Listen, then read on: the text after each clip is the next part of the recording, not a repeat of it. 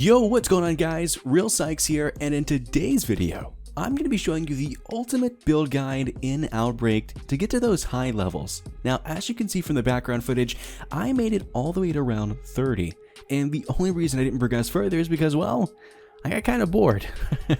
It took us exactly 4 hours, almost on the dot, and after 4 hours of being in a live stream and killing endless rounds of zombies, I just wanted to end on a good note. So suffice to say, we could have easily gone further, and that might be something that we revisit here in the very near future in another live stream. Today, I wanted to start by showing you my class, the ammo mod, and the field upgrade, and then in-game, any additional items that encompass this overall build.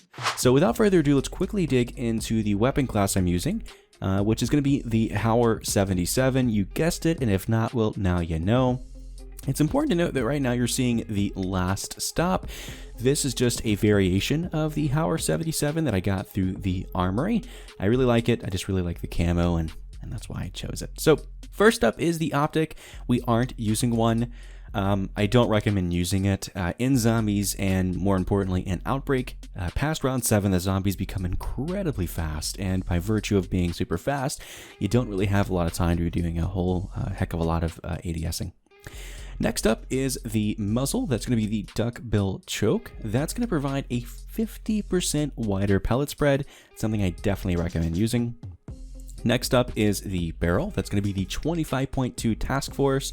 That's going to provide 50% to damage while removing 13% to our effective damage range. Now, while that is a pretty big steep decline, it's important to note that especially again in these high rounds of Outbreak, the zombies are so incredibly fast that oftentimes they're right up and in your face. So damage range really isn't a huge concern, at least for me. The body is going to be the SWAT 5MW laser sight. This is going to provide 35% to our hipfire accuracy while removing 8% to our ADS time. ADS time really doesn't matter to me. It could be 100% because we aren't ADSing. We're all about that hipfire accuracy. Next up is our magazine. That's going to be a Stanag 8 round tube.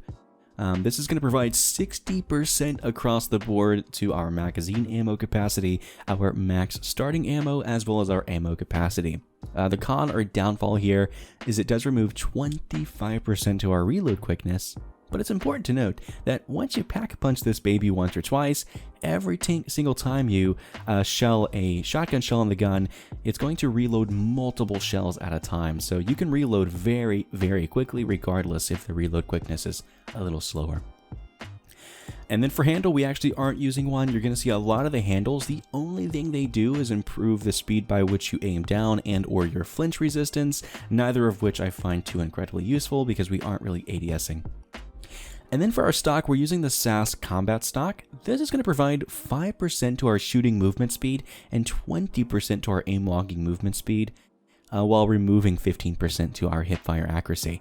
Now, the latter two of both the pro and the con don't really matter much to me, right? 20% to aim walking movement speed, that's great, but we aren't aiming. And 15% to our hipfire accuracy does, suck. But having that additional 5% to our shooting movement speed is fantastic. Again, in the context of these higher rounds, we want to have agility and damage, and being able to combine the both without being slowed down is super helpful. So those are all the attachments that encompass the Hauer 77. Next up is our field upgrade. That's going to be the Ether Shroud Tier 5. Now, if you haven't upgraded this bad boy, I definitely recommend doing that. Jump into Firebase C, farm level 20, and then exfil over and over till you get some flawless crystals, because when you upgrade the Ether Shroud to Tier 5, not only is it going to provide increased movement speed while shrouded, it's going to increase your maximum charges to 2. And that's especially useful in Outbreak towards those higher levels.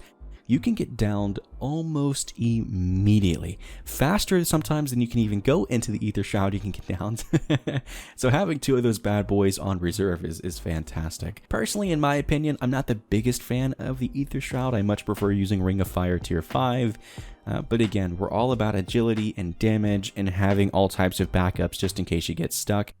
I do want to show you what ammo mod I am using. So that's going to be the Deadwire Tier 5.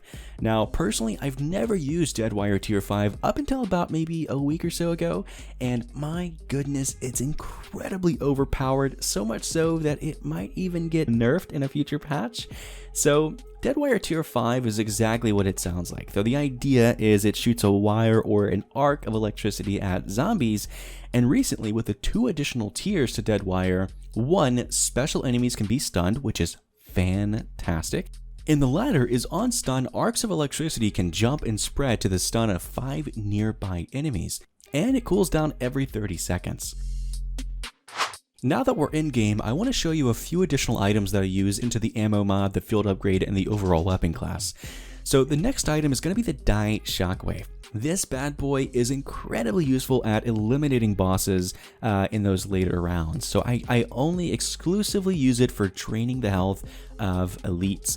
Now, if you don't know how to get the Die Shockwave, I'm going to have a video coming up very, very soon to show you how to get that bad boy on round 1. It's a super easy process. And as you can see here, I'm using it purely to just drain his health.